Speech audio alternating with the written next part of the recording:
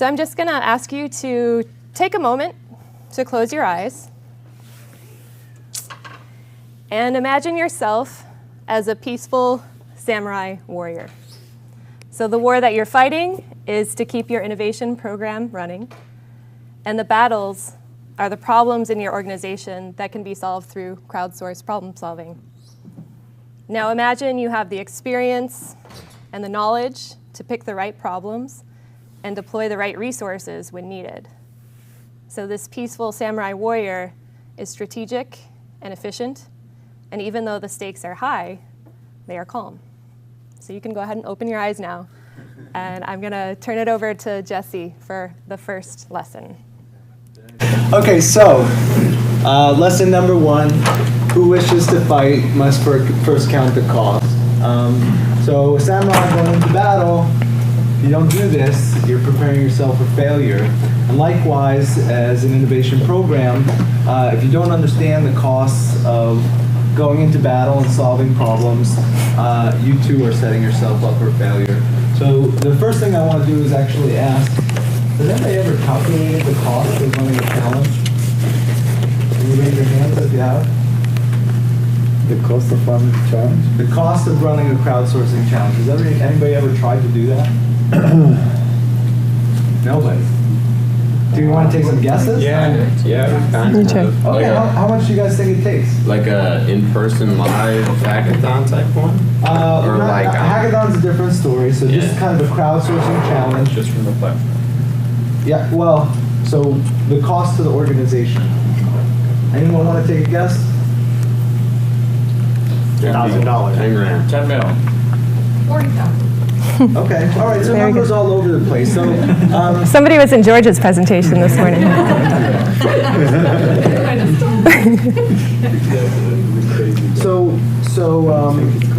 So actually, we've done some research over the years. We've been helping customers run challenges for about 18 years now.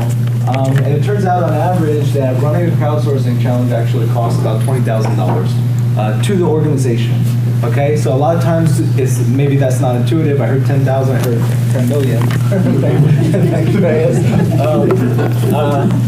But so it's really important to understand this cost to the organization, because if you start running 5, 10, 20 challenges, okay, you're using a lot of the organization's resources, right?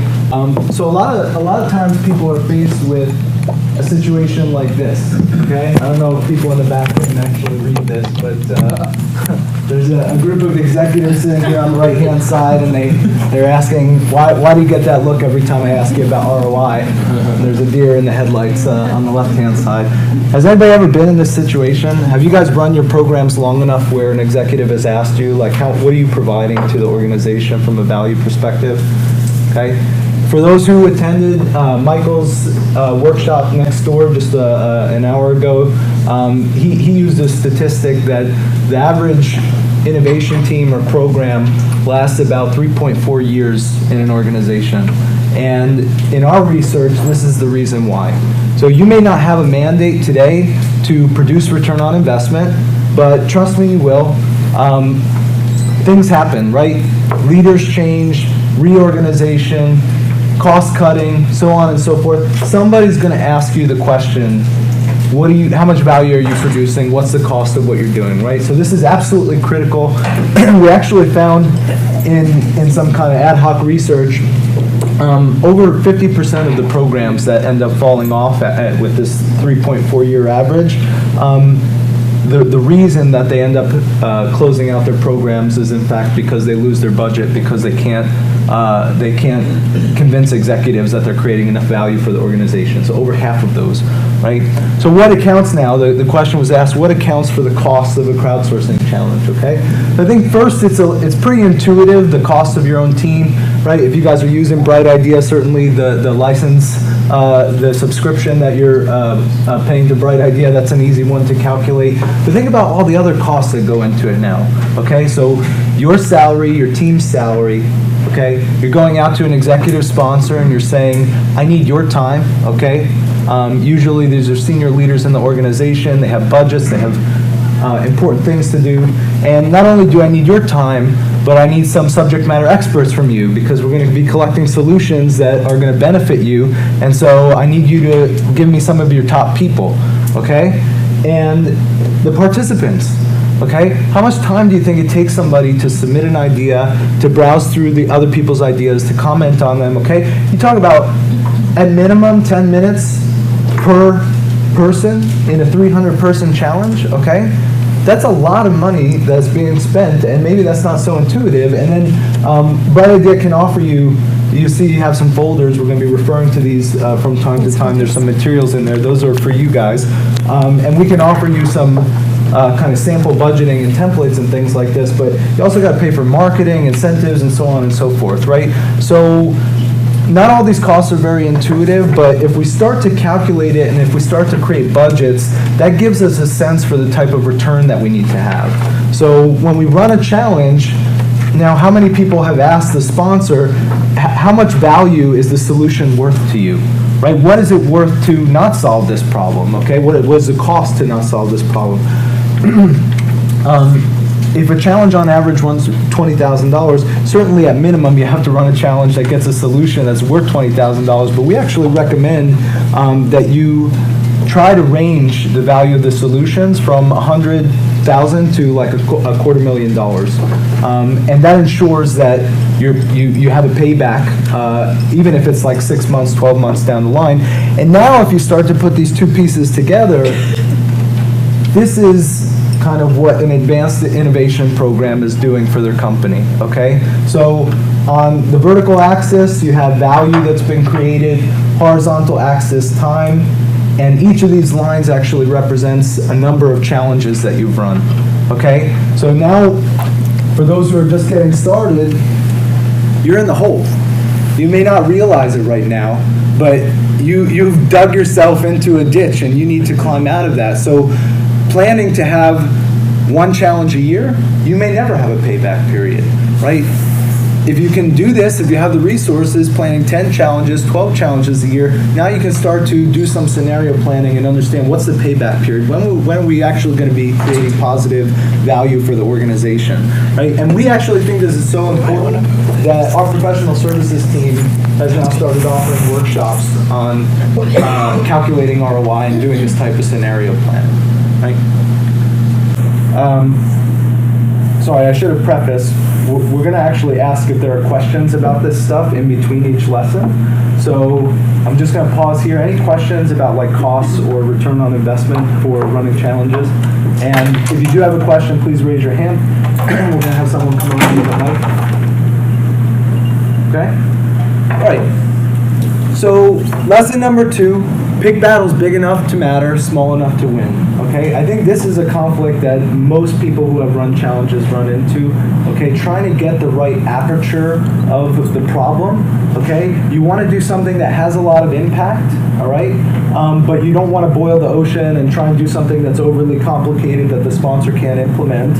All right, so how do we do this? How do we find the right aperture of a problem that's going to generate a lot of impact for the organization, but that's also feasible and viable to tackle through crowdsourced problem solving. So I'm going to take a page from a sales playbook, okay? Salespeople have this term called TAM. And actually, if you are running a startup and trying to go out and get venture capital, this is like a metric that venture capital folks are interested in. So TAM stands for Total Addressable Market. So if you look at your organization, the first step to get to the right type of problem is to really understand where are all the sponsors, okay? Who has budget in the organization? What parts of the organization are well suited to run challenges and so on and so forth, okay? That's your total addressable market. You may have 10 people, you may have 100 people that are good for running challenges, okay? We do work, obviously, with companies like GE you saw yesterday. I mean, there are thousands of people inside the organization that you could potentially run a challenge for. And the next step now, right, this is a master class on problem solving. So who are potential solve sponsors? And this is a distinction that I want to make, again, because this is a master class. One of the things that I've come to realize after doing this for the better part of a decade, what is the value of crowdsourcing for people?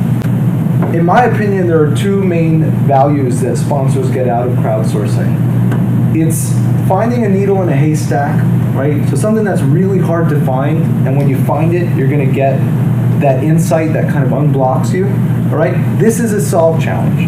The other type of challenge, which we call optimize, is kind of like crowd tasking, okay? So how do we reduce costs, okay? You run an optimize challenge for that. And the distinction is that when you crowd task, you're asking people to do a lot of heavy lifting that would have taken a small team a really long time to do, okay? So all the different ways to solve costs, if you put a team together, maybe you got to spend, an inordinate amount of time to find all those answers. On the other hand, the solve challenge, we're trying to narrow down to a specific answer and insight that's going to unblock a problem. And the best place for solve challenges are actually in technical domains. So engineering manager, production manager, someone who runs a manufacturing plant, right? And the reason is because when you have something that is technical, you can get really deep in a domain with a problem, and the engineers that you're going to go out and crowdsource to, they're the ones that will have these insights that you wouldn't have otherwise found, right? And this is what a solve challenge is, okay? So let's start to make the distinction between kind of this needle in a haystack value and this other type of value, which I call crowd tasking. And now you narrow this even further and you say, who are the people I can reach based on my resources, based on my network, and so on and so forth. And that's the first step in just trying to find the right aperture of a problem, okay? So step number 2, what does a good solve sponsor look like? I just gave you kind of a hint here that these are typically people who lead technical or scientific parts of the organization, okay? We've put together this kind of persona here of an ideal solve sponsor, and I'll just give you a moment to kind of reflect on this as opposed to kind of reading all the different points here.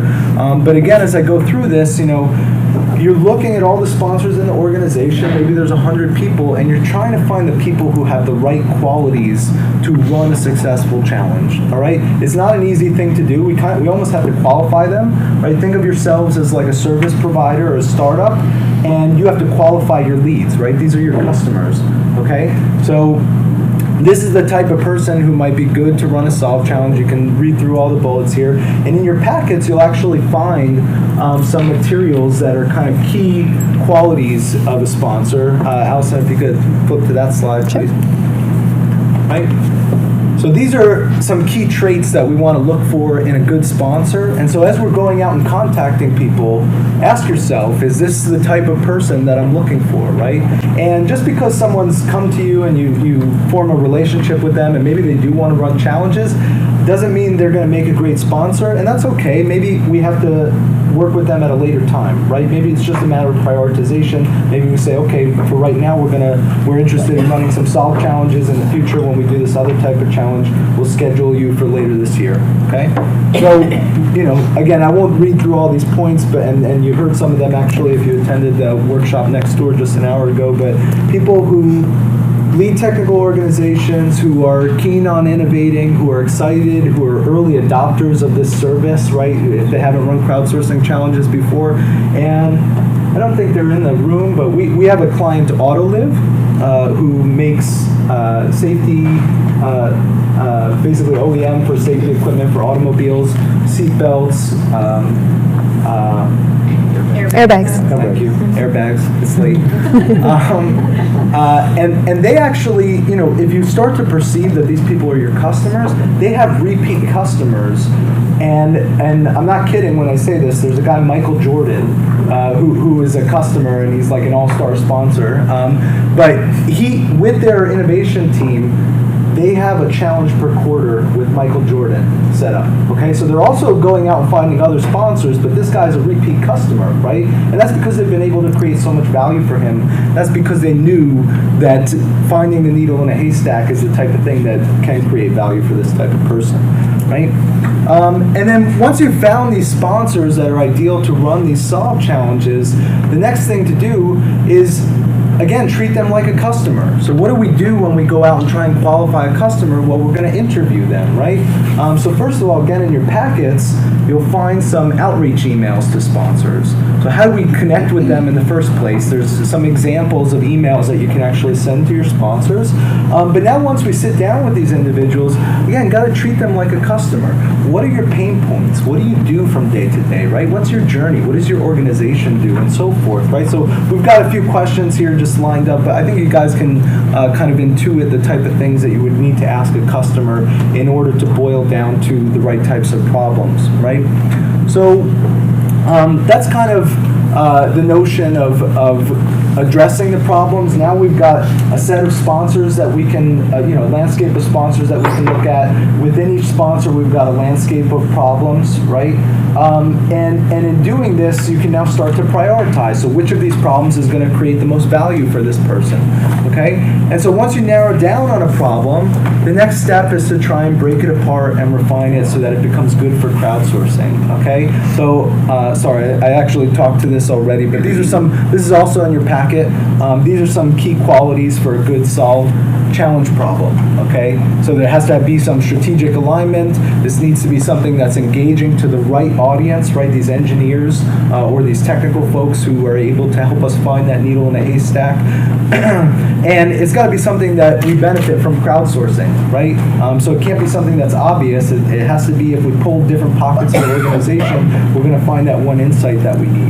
So again, we prioritize these problems based on some of these key characteristics, and when we land on a problem that seems like it's going to be really valuable, the next step is to kind of break it down. So our next lesson, know your enemy, know his sword, right? So samurai doesn't go into battle without understanding what they're going to come up against, and likewise, a good innovation program manager is going to get in, understand these problems down to the very detailed component, the essence of the problem. What are all the different kind of factors that go into creating this problem for the sponsor?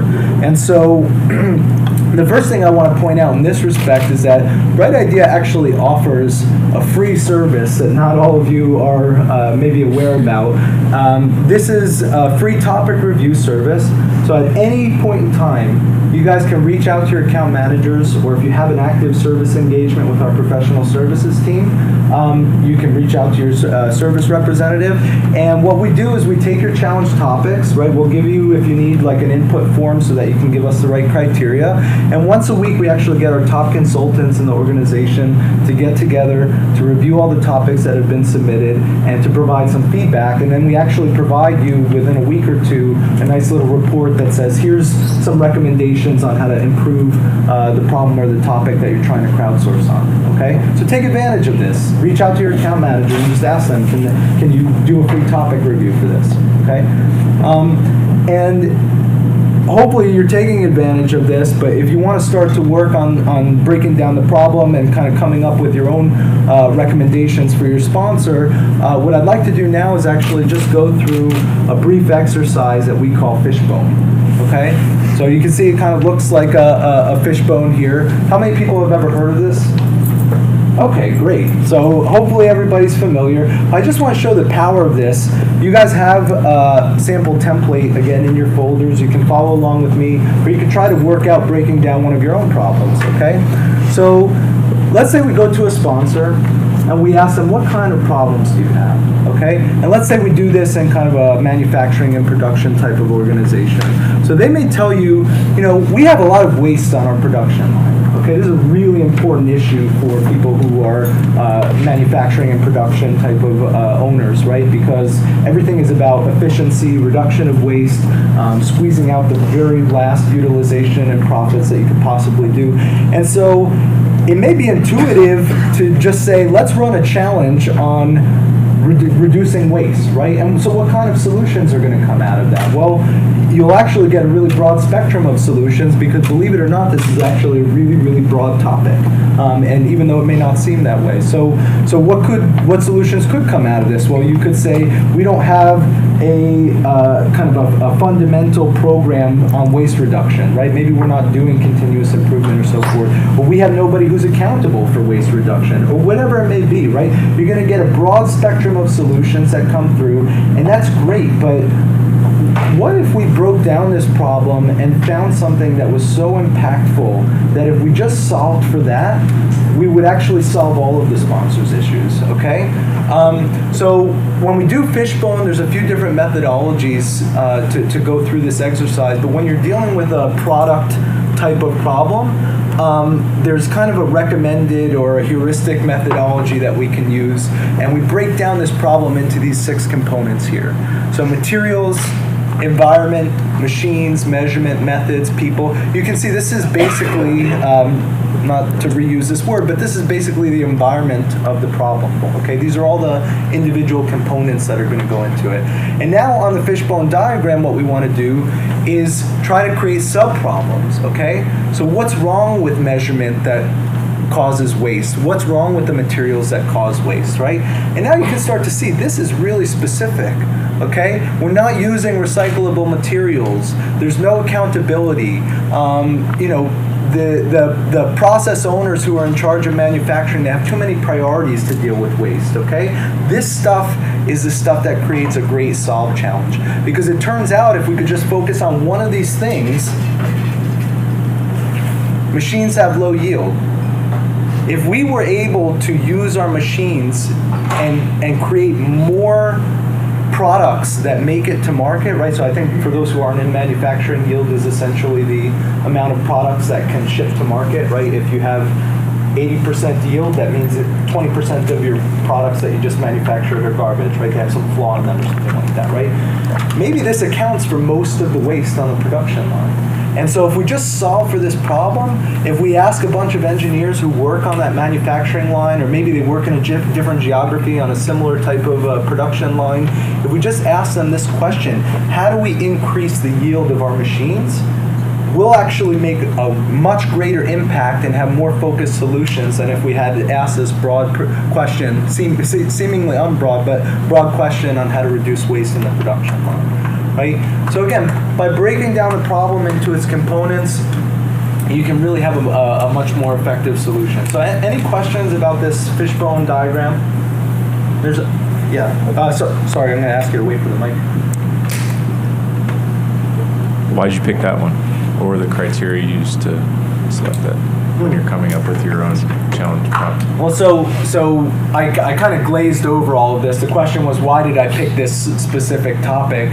I think that's really something that we need to diagnose when we're doing this type of interview work with the sponsor. You know, once you break it down into all these, it's so obvious when a sponsor says, I have a lot of waste on my production line, to just try and chuck out a challenge that is like this, right?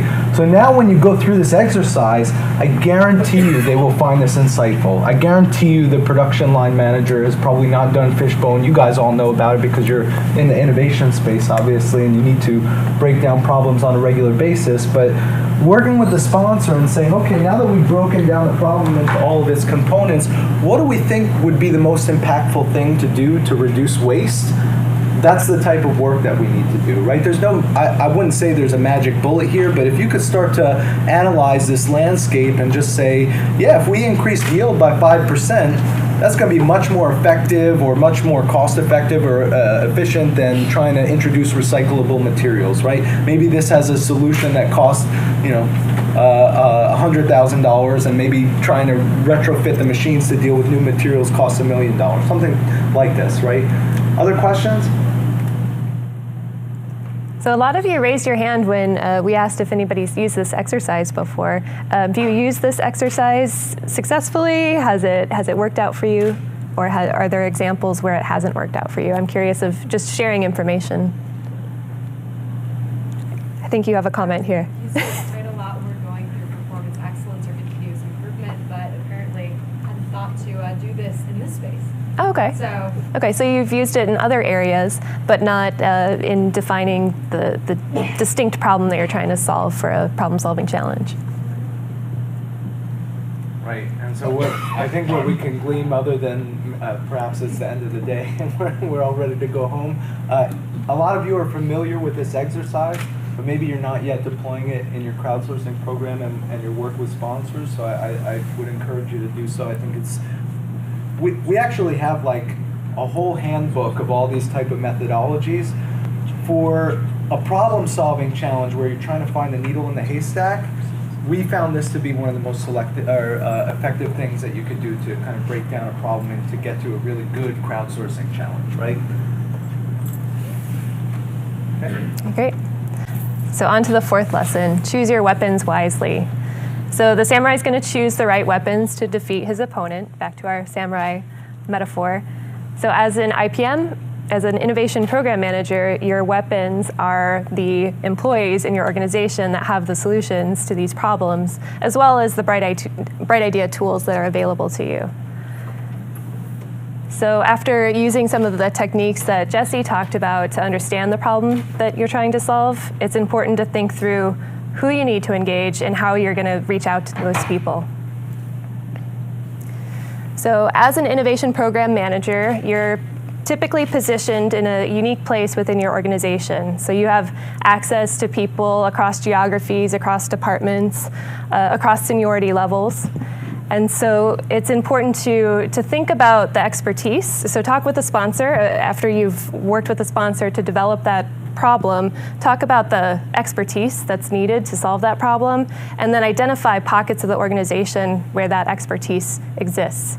And you can use, there is a profile field that you can use within the Bright Idea software. If you encourage employees to fill that out, it makes it much easier for you to use just the people pillar to filter by the particular expertise that you're looking for. But once you've determined the expertise and you found those pockets in the organization with those expertise that you're looking for, think about who are your promoters. So this is the fun part of your job, because you're giving a channel to people that want to give their ideas, their solutions, that perhaps didn't have a channel before. So look for the evangelists, look for the people that are vocal, that are leaders, that just want to get their ideas out there but don't know how, and talk to them. Try to meet with them one-on-one. But probably more importantly, think about who are your detractors. So there might be some people that perhaps have tried to present their ideas to their manager and nothing ever happened with it. Does anybody have examples of places where maybe people were a little bit demoralized and you haven't been able to get the participation that you were looking for? Has anybody ever had that? Well, that's great. You can get a lot of participation. I'm so glad for all of you. Don't worry about this. No, but I've actually had the opportunity to talk to a lot of you, and some of the stories that I've heard were, just people that feel like they've exhausted all their methods.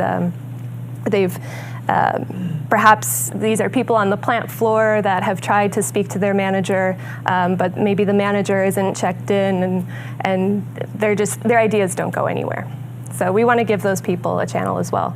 And it's nice to meet with them one-on-one to get an understanding of what their concerns are, why they don't think that they're being heard, and explain why this process is different. So some tools within Bright Idea that you can use. This is the Solve Setup Wizard, and we have this early access group. So this was deployed earlier this year, but I want to point it out to you. So once you have this list of promoters and potentially detractors that you've converted to promoters after talking with them, you can add them to the early access group. So then that means once you've completed the Solve Setup Wizard, they will have access to the challenge brief right away. And that's important because it's really difficult to articulate some of these technical problems. And so you really want people to review it ahead of time so that you can edit it and craft it in a way that their peers will understand. Another feature that I want to show you is this user import feature. So you've gone to the different pockets of the organization, you've talked to the promoters, the detractors, you have a list of people that you want to participate in this Solve Challenge. They have the right expertise. So you can take their email addresses and upload them, also in the Solve Setup Wizard. You can use this to upload your early access group or your general access group. And now it's, for the next part, you need to take a page out of your design thinking handbook. So once you've identified who these people are that you really want to participate, you have to think through how they're going to participate. What does their work environment look like? Does it look like this? Are they on a manufacturing floor? Do they sit in front of a computer? If they don't sit in front of a computer, how will you reach them through our software? So here's an example of the challenge brief that's fully responsive, as you saw yesterday, on an iPad. And so that's one example. You could make an iPad available. But I want to tell you a story about Bobcat. And I'm so glad that Jen Sari is here, the IPM from Bobcat. So I had an opportunity to visit Bobcat in North Dakota. This is an award-winning idea booth. So they created this idea booth, put it in the break room on the plant floor, and of course it drew a lot of attention because you don't normally have a British-style phone booth on your manufacturing floor. And so within this booth, there was a computer set up so that they could read the challenge brief and submit their idea through the computer. There was also this Amazon Alexa, so they could submit their idea through the Amazon Alexa. So it was very kind of Bobcat to allow me to pilot some of these new features with their challenge on the plant floor. And one other method that proved to be really successful was this paper form. So we passed out these paper forms, and I've heard that actually, Jen, you walked along the plant floor and passed out these paper forms. Yep. So people would sometimes take these home if perhaps they wanted to use their break for their break, and then go home and kind of think about what they wanted to submit. And using OCR technology, Bright Idea has allowed you to just take a picture or scan these forms into Bright Idea, and it converts this handwritten text to digital text. So it's automatically deployed as an idea within the challenge. So we've talked about targeting the right audience and talked about some of the tools that are available to you. Now we're going to move on to, are any questions about this portion? About tools that you might use to engage your audience? I have a question for Jen. Yeah, great. So these are really clever ideas. First of all, I mean, this is great. So on the paper, how do you scan it? You take a picture and then upload it, or how does that work? Yeah, either way. So you can, or Jen, did you want to answer? You can. Yeah. Okay. So either way, you can take a picture from your phone, or you can scan it in. It has to be an image file as opposed to like a PDF file, and then you can just go to the, under WebStorm Setup, you go to the Ideas tab, and then there's a place where you can drag and drop or upload the image there, and then it shows up on your idea board. Great. Yeah. All right, and my second question is, with the desktop setup over there, do you have SSO enable, or do they have to log in? How does that work? So what we did was we had just a generic login that was, the computer was already logged in for them. I see. So they didn't have to go through all of that. I see. Yeah. Okay. And on the submission form, there was a field for first name and last name, so you could attribute the submission to the proper person. Great. I have a question. Before you presented the fishbone techniques, do you thought maybe to implement it inside your, if you're going to open a challenge, maybe it can help me to resize the challenge with the fishbone techniques? I'll have the fishbone within the software? Yeah? Okay, yeah, I'll consider that.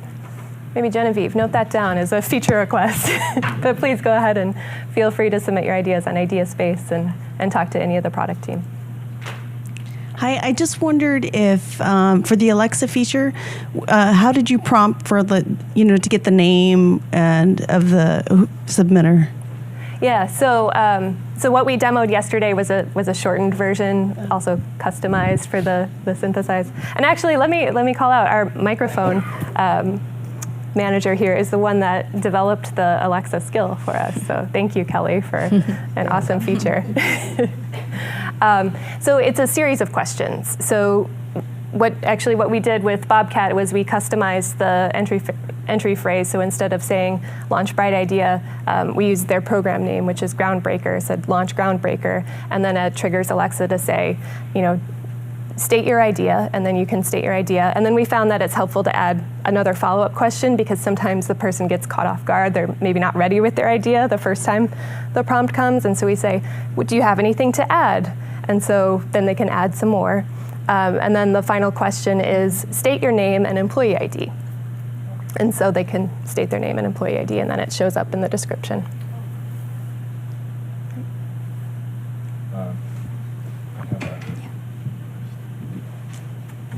We have found that some of these operational types in night shift on a factory floor, Yeah. sometimes they don't even have a company email, Yeah. or they are contractors, and you want to have their ideas anyway. So how do you process that? I mean, Yeah, exactly. That's why we did employee ID here as opposed to, instead of using an email. Yeah. So you would automate something into like an on behalf of somebody that's not on the Bright Idea database, or how do you do? Or you Yeah. have a single submission email, and then the first name last name thing is part of your input fields. yeah, You so would do it that way. you can do it that way. Another way that we've done it with, or we've discussed doing it for a challenge that's upcoming for AutoLeave, is creating a dummy email address that's just a combination of their employee ID at autoleave.com, but then so that gives us a unique identifier in the Bright Idea system, but it creates a unique user profile for each person that's submitting.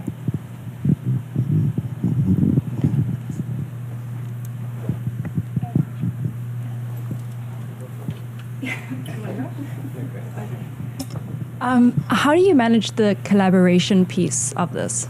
So it's not just about posting your idea and walking away. So how does this person then respond to anyone? Yeah, so that's a good question. So with this challenge, there isn't really that collaboration piece because we use the generic login, but with the AutoLeave example where we had created the kind of dummy email address so that everybody had a unique profile, that way they can use the mobile app and they can comment on each other's ideas from the mobile app.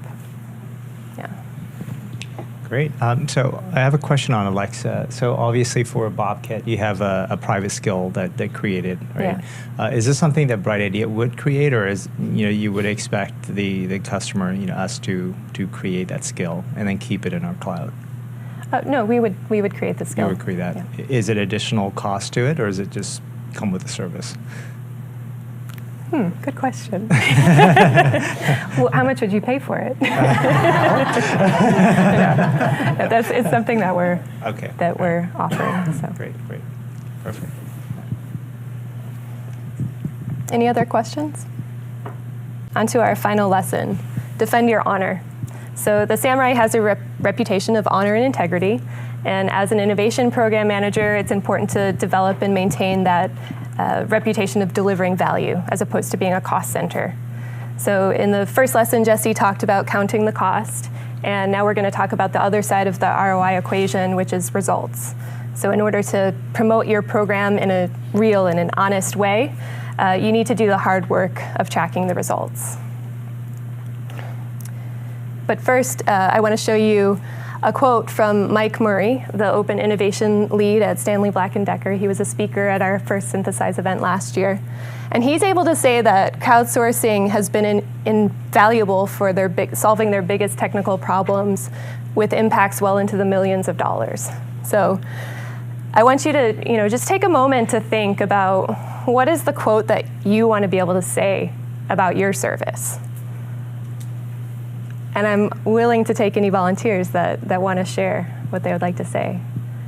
Is it a monetary value? Is it an engagement? Is it number of problems solved? Have you thought about this? Do you already have a quote that you're publishing?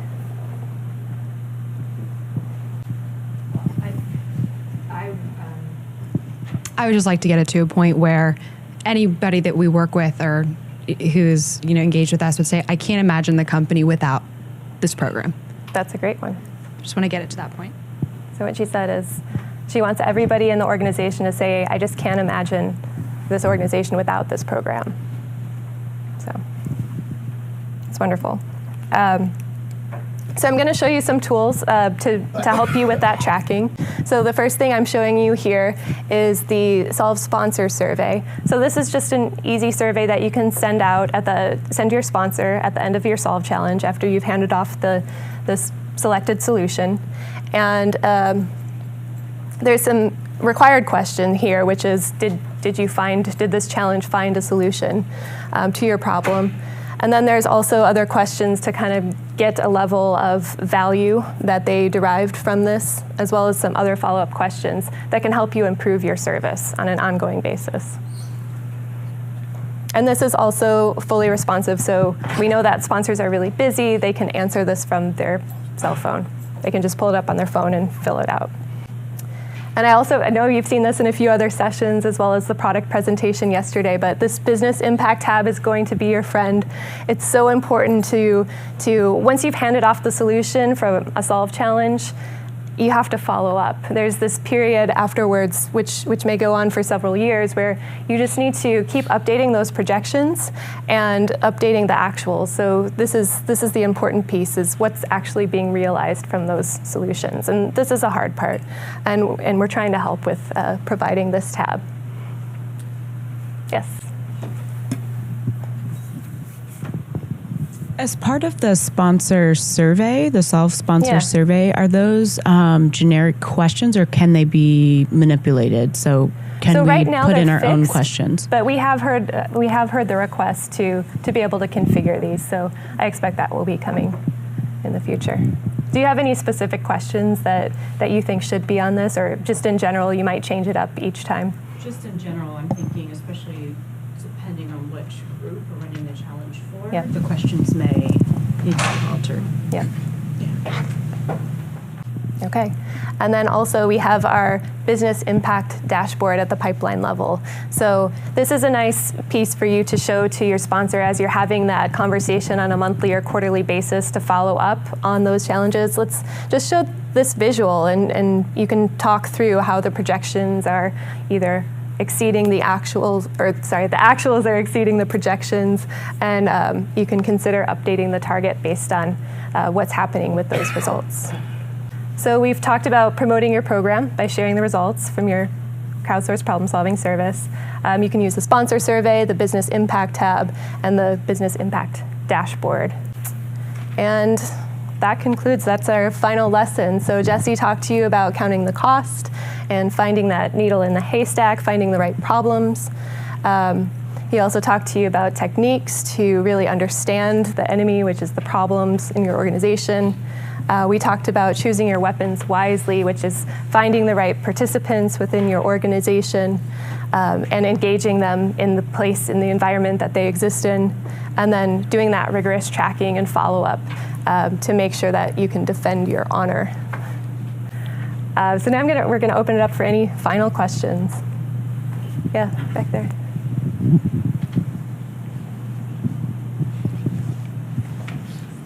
When you run a challenge, which is your recommendation to, the number of days or weeks to receive ideas? Oh, yeah. What do you recommend? Because we have some discussions between, having a lot of time versus a short period. Do you have an official recommendation? Official. I don't know how official Jesse, it is, stand. Yeah, I'll take that.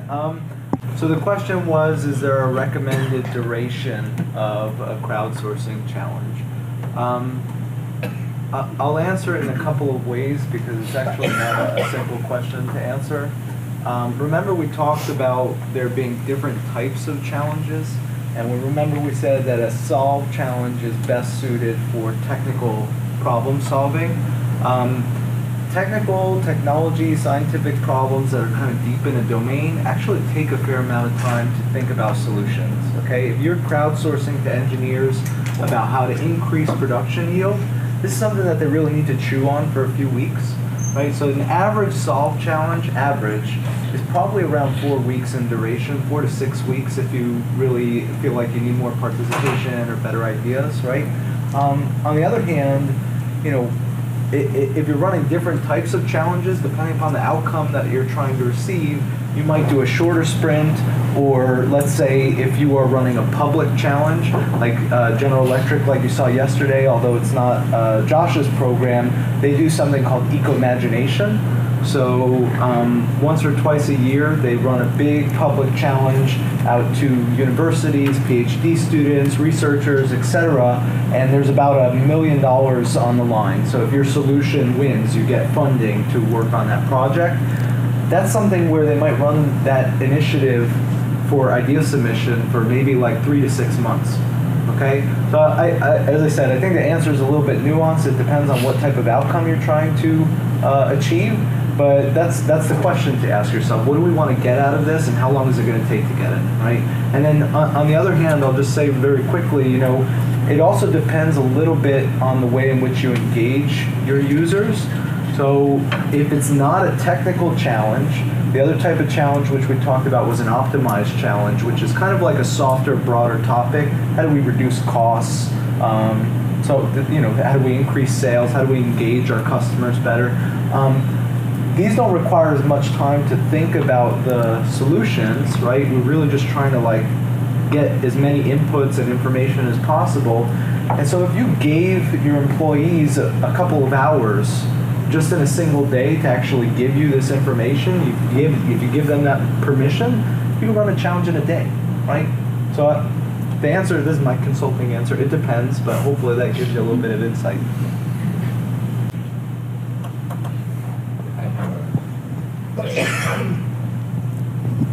One thing we've seen is that you tend to get what we would call incremental, small-scale ideas. How do you make sure you have some disruption in those kinds of very technical ideas? Because very easily you fall into very simple, quick win type of small solutions instead of actually getting $2 or $3 million ideas. You know? So the question is, how do we avoid just getting the kind of incremental type of ideas that might come through a crowdsourcing challenge? Again, I would ask the question, what's the type of outcome that we're hoping to achieve? If we take the example that we did with the fishbone diagram, you can now, the question is a perfect one, because you can now easily see, if we just ask the question, how do we reduce waste on the production line? We're going to get those type of incremental ideas. If as you're interviewing the sponsor, if you now just ask them the simple question, how much waste do you want to reduce? Okay, now you have a specific criteria that you can actually present to your audience and get the type of, I won't use the term disruptive because that has a certain connotation, but the type of kind of more evolutionary or radical scale type of ideas that you're looking for. So if you have a yield, let's say, I'll just go with the example again, if you have a yield on your production line of 80%, now ask the question, how do we get yield up by 10%? Okay, that's a very specific criteria that's going to get you the type of outcomes that you're looking for. So I hope that addresses the question, Guillermo. I think it's really about that challenge brief and the parameters that you set around the challenge. Yeah. Setting the goal on the call for ideas, putting 10% target on the goal. You got it. You got it. Yes, exactly. I was going to add to that. So our challenge brief, with the new Solve site homepage, we have a pre-populated example with different sections that we recommend you include, and one of those sections is key success criteria. And so you could say, you know, we're looking for a solution that's going to net out, you know, $250,000 in gains this year. So just be very explicit, and so then people know that if I'm going to submit an idea that doesn't have that potential, then it's not going to be considered or implemented. We have a question here. So my question's around the fact that we seem to be getting, and we're relatively new, of course, but our users will submit more of a pain point than a solution to how to address that, right? Yeah. So what does that make sense? So like what can we do? So okay, we're trying to do something on saving time, and instead of saying this is how we can save time, it's more of a pain point of slowing down. So it could be, I don't know, I'm blanking right now. I have so many examples. Maybe the guys in the front have something, but something ridiculous like stopping or don't stop the line. Say like parking takes too much time, but it's not. Hey, it's not a solution for how to improve parking. Yeah, it's just more of a pain point. I hear you. Yeah. So I think. Again, this really goes to how you articulate the challenge to your users, and it's really not an easy thing. Like the question that you're asking is something that goes through every single person's mind, at least within the first year of trying to do these type of challenges. It's somewhat of an art form, and it takes experience, I think, to get to the level where you're getting the exact solutions out that you need. But I think one kind of heuristic that you can use is to use that early access group and test it out with people and see what types of solutions you actually are going to get from asking the question. So the time reduction one, I don't have all the specifics, okay, but that's another case where you have this actually what is a really broad topic, and if you broke it down into its components, maybe you could find those more specific solutions, right? So I think a lot of it has to do with how you ask the question, basically. And take advantage of that free topic review. So I sit in on the weekly free topic review meetings with the professional services group, and what happens is somebody from professional services poses a topic that was, given to them by a customer. And a lot of times the feedback is about, oh, well, if you pose the question this way, you're going to get submissions like this. Is that what they want? Is that what they wanted? And so that's a big part of that free topic review process. So we've seen it, and so we can kind of predict what types of responses you're going to get from posing a question in a certain way. How do we manage the intellectual property issues, especially for challenge to public? Sometimes also happen that one specific solution also come from two different person. How we manage that? Okay, so I think there were a couple of questions there. The first was how do we manage intellectual property considerations? And the second, if I heard it correctly, was what happens when two people kind of submit a similar idea. So intellectual property is an interesting and complicated facet to running these kind of technology-centric challenges. There's some really incredible things that you can't intuit about intellectual property unless you really know the kind of legality of it. So first of all, I think if you're running a technical challenge and you are not the type of person in your organization who has any clue about intellectual property law, you might want to go and ask about it, okay? Go to the people in your kind of patent team or invention disclosure team and ask them, what do we need to consider here? Just a very simple one that pretty much very few people know about is something called export law, okay? When we ship goods to China or when we receive goods from China or Europe or wherever, a ship goes into a port and there's a manifest. And the port authority needs to look at that manifest and say, are we supposed to be letting all this stuff into our country? Are we expecting these goods that you're shipping into our country? Okay. It turns out that information is exactly the same thing. Okay. So shipping a technology into another country, in other words, if you run a challenge like this globally, it turns out that you are not supposed to share patentable or licensable information with another country until you acquire intellectual property in the country of derivation. Because the United States doesn't want some other country getting the economic advantage of the intellectual property that's being created in the United States, okay? So that's something that most people don't know about, and people violate it every day. Every single day, people, hopefully not running challenges, but they share this kind of patentable intellectual property without even realizing that they're violating the law. So the first thing I would say is definitely consult with someone who has the expertise if you don't have it yourself. The other thing I'll say is you may want to consider, so with the export law, you may want to consider just running this challenge in a geographically segmented way, okay, so that can kind of avoid that issue. But the other thing to consider is, can we ask people for the solutions in such a way that doesn't cross the boundary into intellectual property, but still gives us a sense as to whether or not the solution is going to work. So don't give us patentable information, but tell us enough about the solution such that we can kind of investigate it a little bit. And if we need more information, we'll reach out to you, right? And we'll ask you more about the solution, how it's supposed to work, and so forth. And that's why in a solve challenge, it's important to get the sponsor to give you some subject matter experts, right? So reduction of waste on the production line. Sponsor, give me some people who will understand the types of solutions that are coming through and can think through them kind of on an engineering level, right? And so in that way, maybe you don't have to ask for intellectual property. But these things are, we actually have a feature terms and conditions. You may want to get people to agree to some set of terms and conditions before they actually participate in the challenge as well. And there's a lot of other considerations. Maybe we could take it offline because it's a pretty meaty topic. So, I mean, legal concerns are pretty common across all the different clients that at least I've spoken with here.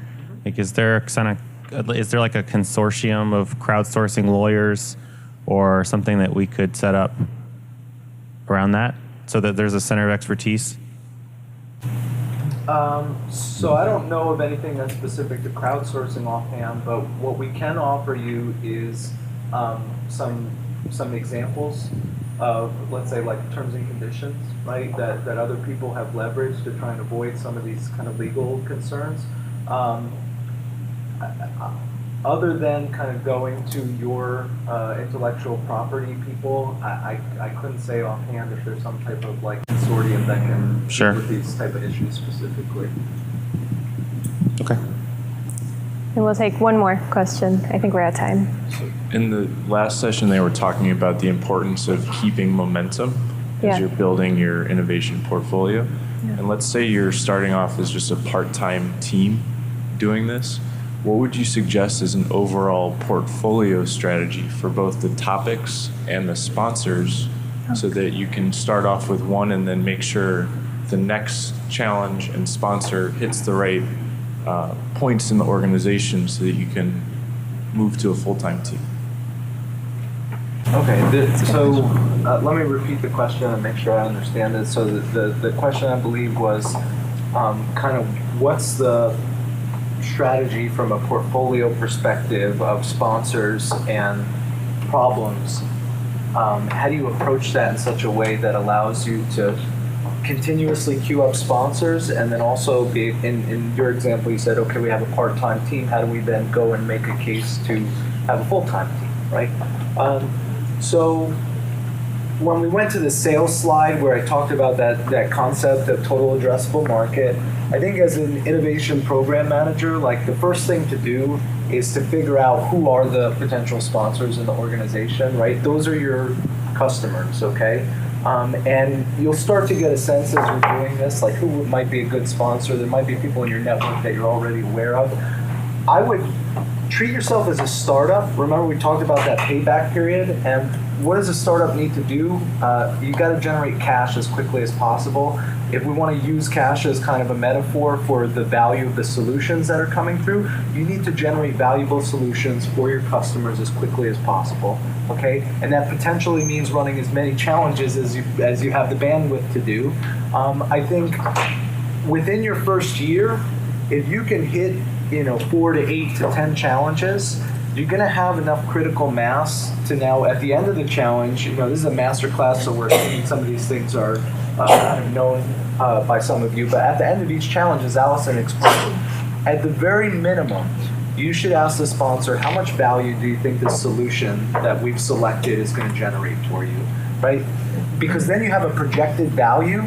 And if you run 8 to 10 challenges, that's a little bit of a lofty goal for your first year if you're part-time, but if you run 8 to 10 challenges that all have a selected solution, that all have a projected value, now you can make a really, really easy case to an executive. We spent this much time on challenges this year, and we have a projected value of $1.2 million. I just need a budget for next year to run 20 challenges, and we'll get to $5 million, right? And I would also add that when you find a good sponsor or partner that's committed throughout the challenge, run multiple challenges with that person. Have a pipeline of problems that you want to work through with that person. All right. Thank you, everyone, for your time today. Thank you.